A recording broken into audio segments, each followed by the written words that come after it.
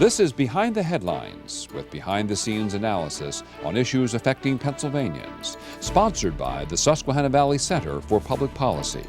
Now, here's your host. Hi, from Philadelphia to Erie and from Scranton to Pittsburgh, it's Behind the Headlines. I'm Charlie Greenawalt, Senior Fellow of the Susquehanna Valley Center for Public Policy. I'm joined by my co-host Maura Donley, as usual. Maura, welcome to the show. Hello, Charlie. Why, what's going on in Pennsylvania? Oh, a lot. New governor, everything's, chugging along here. And just like everywhere else, we're jumping ahead and looking into the next year and possible presidential races. How does that look to you? Scary. I suppose Charlie, that's one way it's too soon to be worried about it. There you go. Well, we have one of the best people in the state to talk about the state of Pennsylvania public policy and of legislation in the state capitol, and that is the Senate Majority Leader, Joe Pittman. Senator Pittman, welcome to the show. Charlie, thanks for having me. Oh, welcome back. We had you a few, it was about a year ago, I guess. I think you're right. Something like that. Yeah. That was a wonderful segment. But you represent the 41st District. You're from Indiana, Pennsylvania, and you represent Armstrong, Indiana, Jefferson, and part of Westmoreland counties, I believe. That's correct, yes. So how long have you been in the legislature now? I was elected to the state senate in June of 2019 in a special election, so almost 4 years. And to think that you're majority leader in 4 years, you've had one of the most rapid rises to leadership that I've know of. Congratulations. Well, thank you, but I'm flattered that my colleagues entrusted me in the position, and I view it as very important to do my best to not only represent my constituents in the district that I represent, but also the 27 other members of our Senate Republican majority. And it's an important job, and it's humbling to have the responsibility of the position. Well, at this time of year, I guess we look to the governor's budget address. The governor has given it, one of the longest budget addresses I remember, and we were wondering what your reaction and what the majority caucus in the Senate's reaction is to the governor's budget proposal. Obviously, if you had the 253 legislators in the House and the Senate develop their own budget, it would be different. And I view the governor's budget no differently. He's presented us a budget that I think is a good starting point. There are things that I don't particularly like, but that's part of how we get through this process. I give him credit for not throwing things at the wall just to see what sticks, like Governor Wolf was pretty legendary for doing. We're fortunate that we have healthy revenues. April's revenues came in slightly above estimate, which April is the biggest month that we receive revenues. So that was important. I'm concerned what the economic future may be and where our revenues are coming from in the future, because at the end of the day, unlike our friends at the federal government, we have to balance a budget. And so we have to be mindful of what we spend today to make sure we don't get in a difficult situation a few years down the line. Will the budget be on time? I don't know. Favorite question this time of year. I will answer it with a firm maybe. The Constitution indicates that we should have a budget by June 30th. I will tell you that our caucus wants to meet that deadline. We would love to see us enact a budget early, but we're most focused on making sure it's a responsible product. Now, I heard some of the members of your caucus say that this budget proposal and budget address was far less ideological than some of the ones that we heard from Governor Wolf. Would you agree with that assessment, and how would you characterize this proposed budget? I would tend to agree with that assessment for the most part. I think when we look at the divided government that we have here politically, we have obviously a Democratic governor, we have a Senate Republican majority, and at this moment we have a House of Representatives that has a very thin Democrat margin in the majority. And that divided government, I think, leads us to be a little less extreme in some of the positions of the bases of the party. And I believe that the governor has recognized that some of the extreme positions of his political base just are not tenable in this current environment. So I think that's helpful. You know, the voters sent divided government to Harrisburg, but I firmly believe they did not intend to send dysfunctional government. So we have to figure out a way to work together and try to build responsible policy for the Commonwealth. Divided but not dysfunctional. Yes. It's great. So Governor Shapiro has said that he wants to be an economic leader and drive innovation on a global scale. Do you think that's possible? He's done some interesting things lately, so. I think it's possible. The words are easy to say. Yeah. It's a matter of implementation, and I view the biggest challenge that we have beyond some of our tax structure is the bureaucracy. You know, I remember very vividly, I believe it was when U.S. Steel broke ground in Arkansas, the governor of Arkansas made the comment that we turn dirt faster than Pennsylvania issues permits. And I think that that's a very important, no, and that's an important and salient point. And so the talk about permitting reform and, you know, relieving us of red tape to try to have movement in economic opportunity, I think is very critical. And I appreciate the words on it. The key is going to be action. We need to see the action. You recently had an announcement out in Westmoreland County that might create 300 jobs. Can you tell us a little bit about that project? I think it's fascinating. It is a fascinating project. The cities of New Kensington and Arnold in Westmoreland County are part of the district that I represent. And it was a good example of public-private partnership. The state stepped forward with about $19 million of grants and loans. The local foundations, the Mellon Foundation, I believe, put in a significant amount of money. And then we have the private equity that's investing in this project called Rebuild. It's a manufacturing initiative that's going to revitalize the city of New Kensington and Arnold and their manufacturing base. And I think it's one of the dynamics that we have in Pennsylvania. You know, there is the reality of property that has negative value.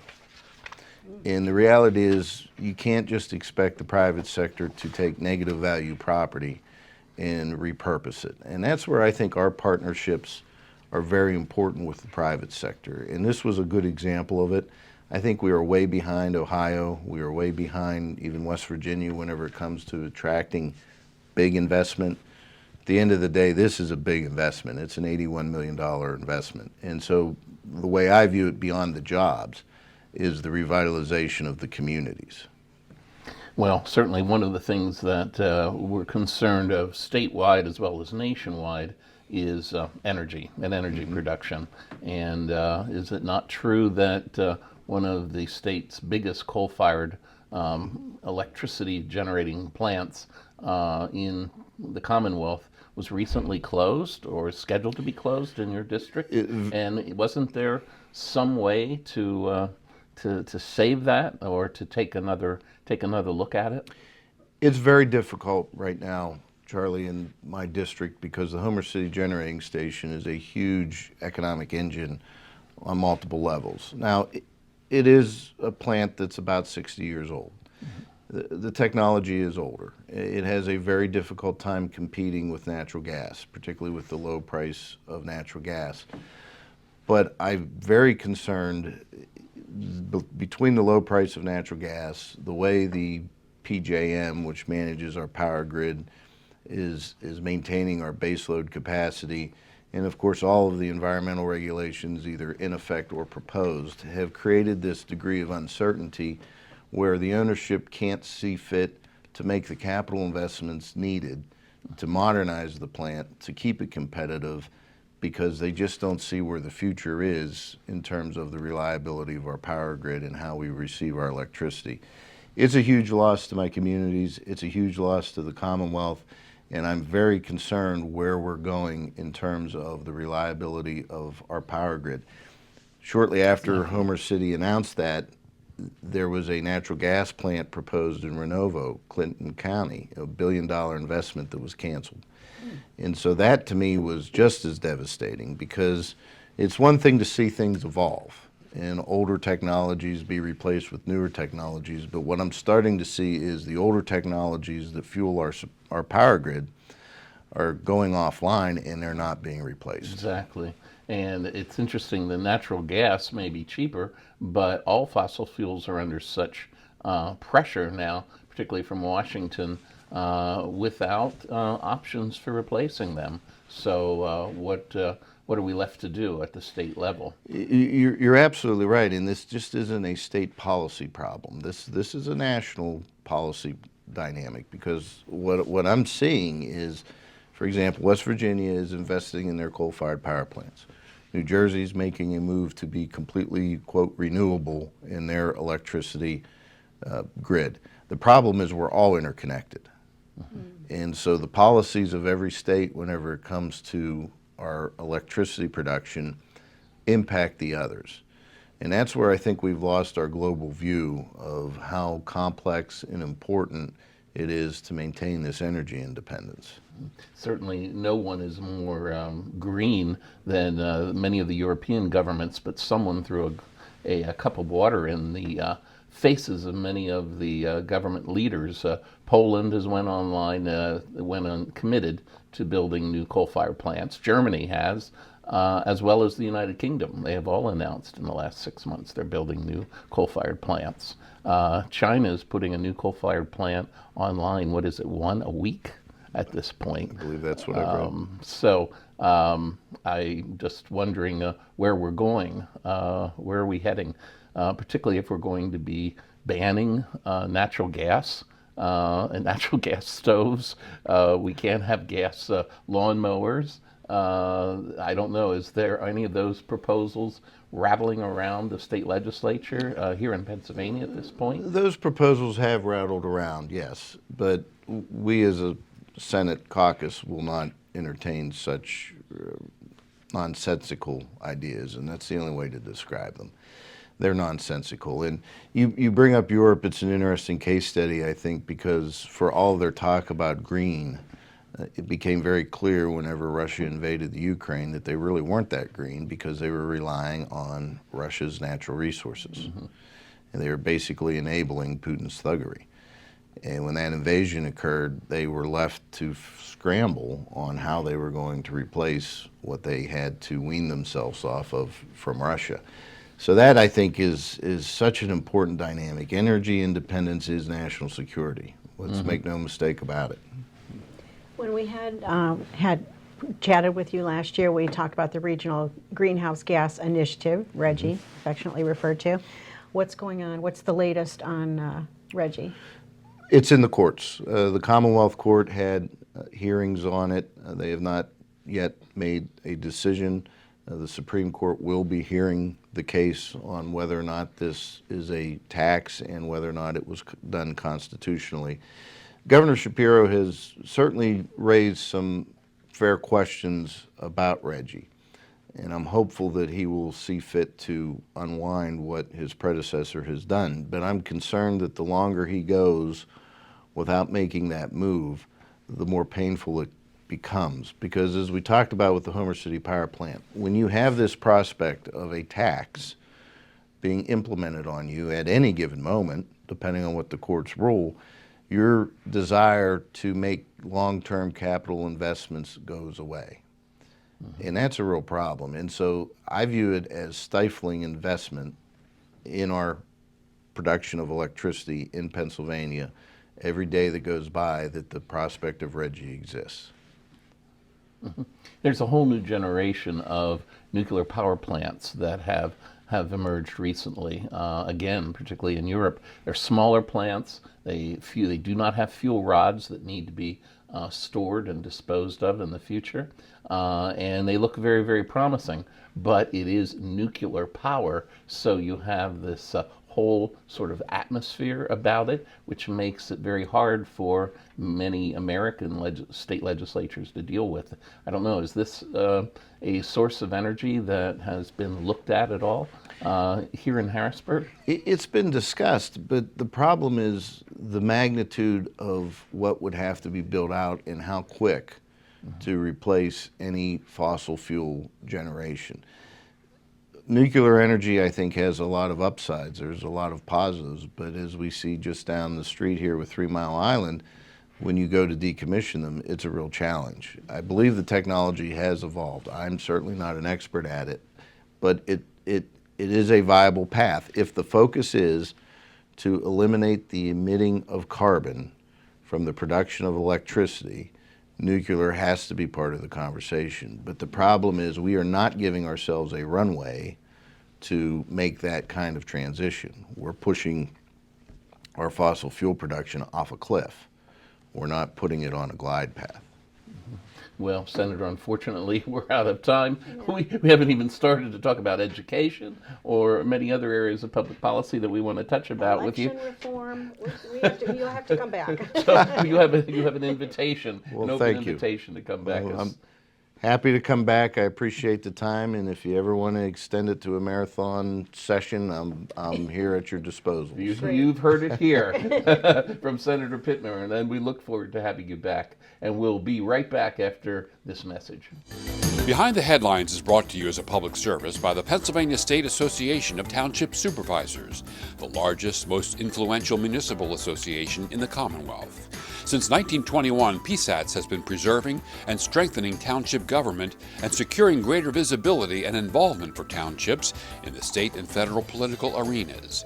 Covering 95% of Pennsylvania's land mass, townships represent 5.5 million residents, more than any other type of political subdivision in Pennsylvania.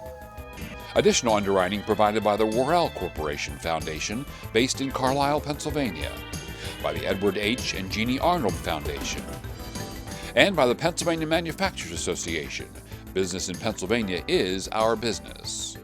Behind the Headlines is also supported as a public service by the Pennsylvania Highway Information Association, the go-to source to learn about transportation projects and issues. Visit pahighwayinfo.org. Hi, welcome back to Behind the Headlines. On this segment of Behind the Headlines, Maura and I are thrilled to welcome back to the show Charles McElwee. Charles is the editor of RealClear Pennsylvania, and he's a frequent contributor to City Journal out of New York City. Very, very esteemed and influential publication. So welcome back, Charles. It's great to be back here. We rely on you for a lot of good political advice and information, and I think we'd like to start out with what do you think of the first 100 days of Governor Shapiro? So Governor Shapiro has received praise from both political sides for his leadership in the first 100 days as governor of Pennsylvania. And he has confronted many things so far. I mean, 3 disasters alone. He had to respond to the East Palestine train derailment. He had to respond to the candy factory explosion in West Reading and then the chemical spill in the Delaware River. In addition to that, he has been making efforts to work with the other side in the state legislature, Democrats with the narrow, very narrow majority in the state House, 1 seat, and then a Republican majority in the Senate.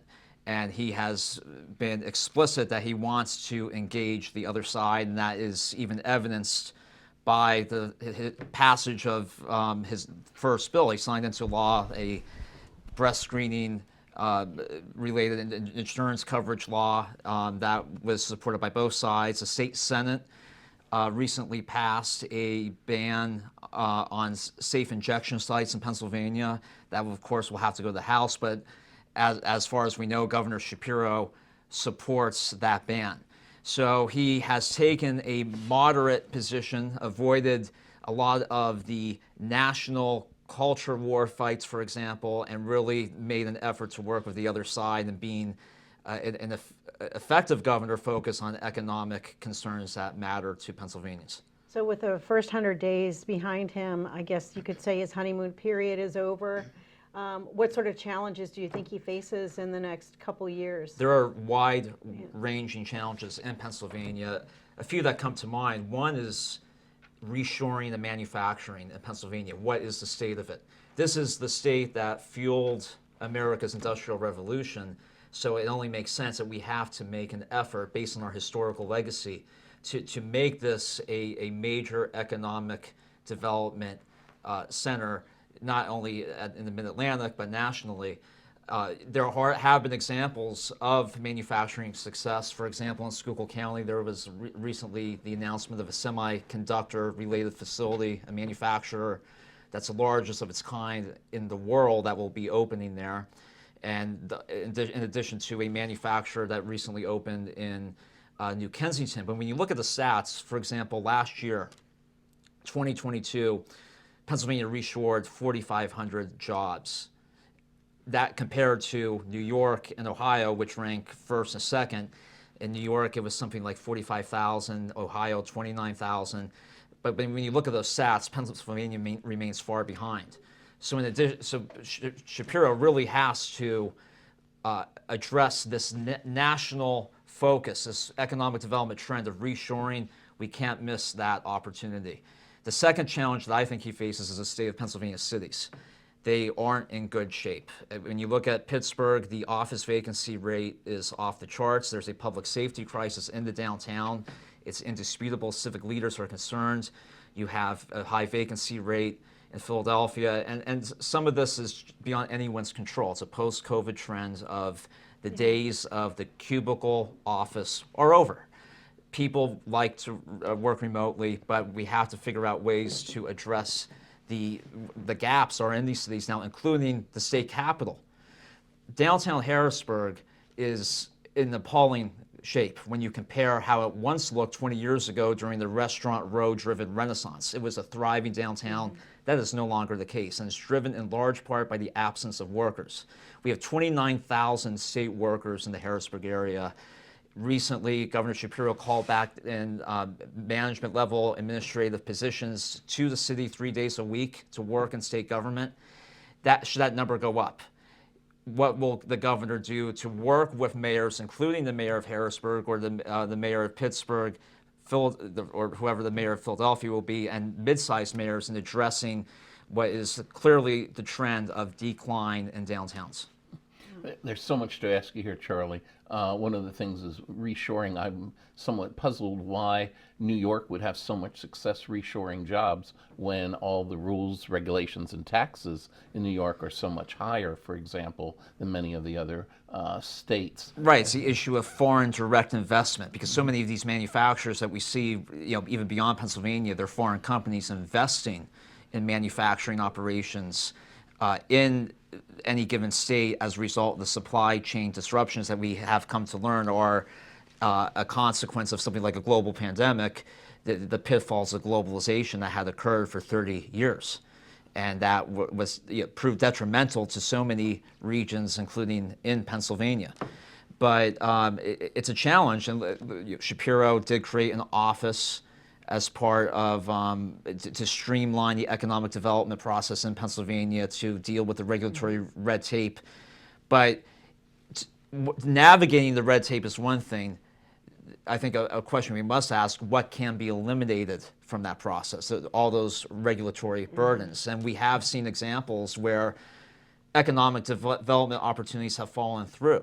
For example, this $1 billion proposed natural gas-fired generating plant in Renovo. Renovo is not in good shape, and the mayor knows that too. And as he said, it was a recent interview that project, how it fell through, was devastating to his community. So we have to really ensure that we're working with all stakeholders across the state to really not miss this opportunity. When you look at the Auto Belt, the Sun Belt, states like Nevada, states in the South, we're competing at a nationwide scale for this major opportunity. And that, I think, is an opportunity, but also a challenge for the governor in the term ahead. So we're going to move on to some election stuff, but before we do, what grade would you give the governor? I mean, a grade. I would say that's subjective.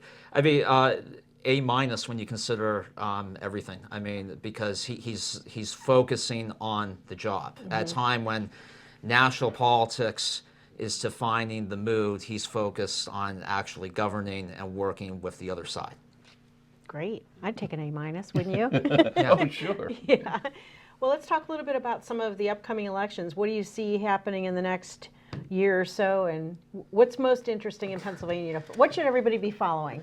Well, Paying attention to? Of course, we have the Senate race next year, and U.S. Senate, U.S. yeah. Senate, Bob Casey will be running for re-election. This will be his fourth re-election, or he won 3 times. This is his 4th time. And as it stands, we'll be looking at likely David McCormick announcing. He recently came out with a book that addresses a lot of the concerns we just talked about: reshoring, manufacturing, economic development, the fight against China.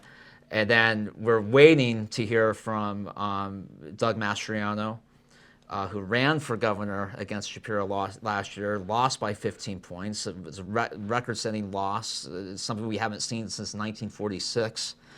And he said he and his wife has made a decision. So if that occurs, and what to watch would be the primary between McCormick and Mastriano. But whoever prevails, I mean, if it's Mastriano, we could very well be looking at an encore performance of what happened to him last year. If it's McCormick, it would be more of a competitive race. That would be interesting. Well, it's interesting because if you remember more on this show a few weeks ago, I think it was Charlie Giroux, and I agreed with him, said that Bob Casey wasn't going to run for re-election. It didn't appear that he was going to at that time, but things seem to have changed, haven't they, Charlie? But interesting, I mean, he's must have just made up his mind because he's raised more money from corporate PACs than he has from people throughout Pennsylvania. I think so far he's raised $70,000 from, in this last quarter, he's raised $70,000 from donations from Pennsylvania residents and $75,000 from corporate PAC here in Pennsylvania. So it means he's sort of just, what do you think? He's kind of just entered this and just decided to do it. Well, that's right, and Republicans face a crisis of the last election cycle and the fact that they clearly have to get their act together, that they have to improve their mail-in ballot efforts among voters. We have about 1 million independent, unaffiliated voters in Pennsylvania in the suburbs. Bring enough of those back into the Republican fold to make statewide candidates competitive for the GOP. So many demographic headwinds, and then you have young voters. In 2014, 14 or 12% of Pennsylvania voters under 30 voted. That shot up to 32% last November. They were overlooked, Underestimated hugely. Yeah. And then we now have so many Hispanic majority small to mid-sized cities east of the Susquehanna engaging that voter demographic. So those are the voting demographic trends to follow next year. Okay. Again, we're out of time. It goes by too fast. And again, we're just getting going. Charlie, will you come back again real soon? We'd love to come back. Thank you so much for having me. We'd love to have you back. And we'd love to have you back again next week for another episode of Behind the Headlines. We'll see you then.